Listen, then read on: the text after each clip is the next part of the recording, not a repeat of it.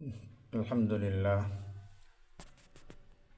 আজকে আমরা নবীজি সাল্লাল্লাহু আলাইহি ওয়াসাল্লামের একটা আমল সম্পর্কে কিছু আলোচনা শুনব। একজন সাহাবী আম্মাজান আয়েশা সিদ্দিকা রাদিয়াল্লাহু তাআলা আনহার কাছে যে বলতেছেন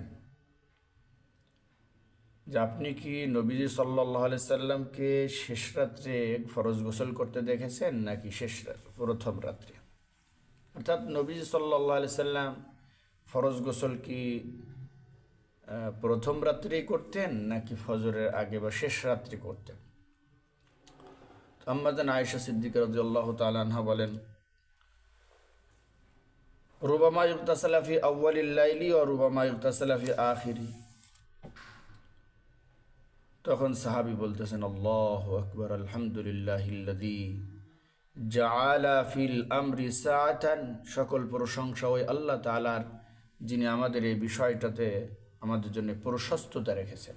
অর্থাৎ নবীজি যদি সব সময় প্রথম রাত্রেই গোসল করতেন তাহলে কেমন যেন মনে হতো যে প্রথম রাত্রেই গোসল করা জরুরি।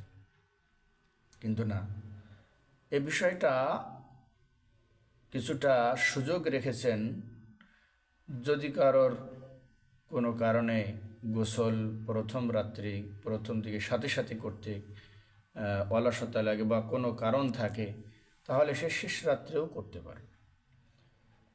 আমার প্রিয় ভাইরা, ফরজ গোসল যেটা ফরজ আমল, এটা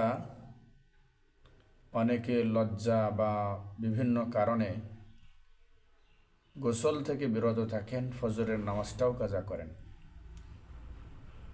এজন্যে গোসলটা খুব গুরুত্বের সাথে করতে হবে, লজ্জা না করা। শয়তানের পক্ষ থেকে ওয়াসওয়াসার লজ্জা এটা।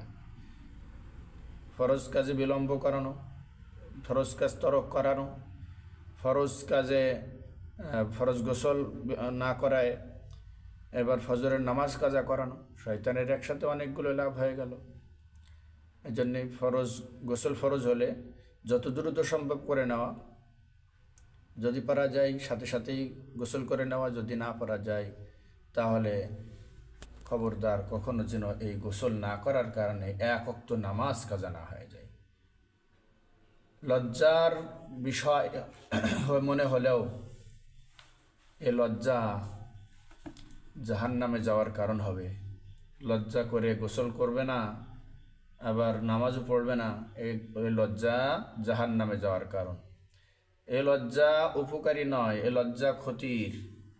অতএব এই লজ্জা না করে গোসল ফরজ হলে গোসল করে নেওয়া দরকার। আল্লাহ আমাদেরকে তৌফিক দান করেন, আমিন।